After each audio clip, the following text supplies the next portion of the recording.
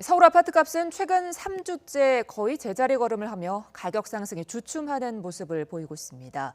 정부는 강력한 규제와 공급 대책이 효과를 내고 있다고 평가하고 있는데, 하지만 시장에선 이런 평가를 내리기 이르다는 신중론이 많습니다. 백종교 기자입니다. 홍남기 부총리는 최근 연이은 부동산 대책의 성과가 나타나고 있다고 평가했습니다.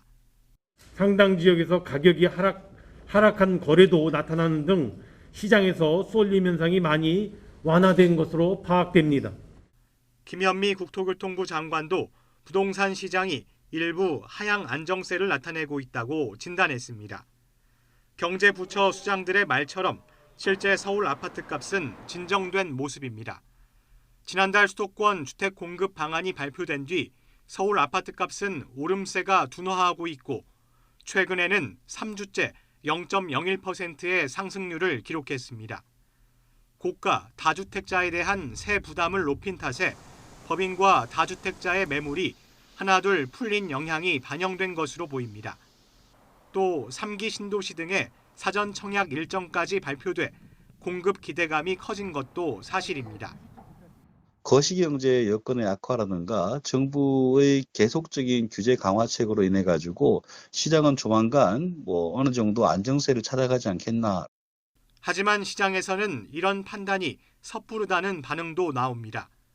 홍 부총리가 예를 든 실거래가 하락 사례는 정상 거래로 보기 어렵고 실제로는 가격이 오른 사례가 더 많다는 겁니다. 특수한 거래라고 보시면 될 것 같아요. 좀 우아한 물건들이 나중에 보면 그런 거래들이 있더라고요. 고강도 부동산 대책과 코로나19 재확산 탓에 매수 심리가 위축된 건 사실이지만 지금 상황을 시장 안정화로 보기는 어렵다는 반응입니다. 사전 청약 일정 발표 등의 공급 신호는 긍정적이지만 곧바로 시장에 효과가 나타나지는 않을 것이란 분석도 나옵니다. 조정 매물이 일부 나오기도 했지만 중저가 지역에서 산발적인 상승세가 계속되고 전세 시장이 불안정해서 본격적인 하락 장세로 이어지기는 쉽지 않아 보입니다. 전문가들은 일부 아파트의 신고가 행진으로 혼란이 계속되는 만큼 정부가 지금보다 시장의 목소리에 더 귀 기울일 필요가 있다고 지적합니다. YTN 백종규입니다.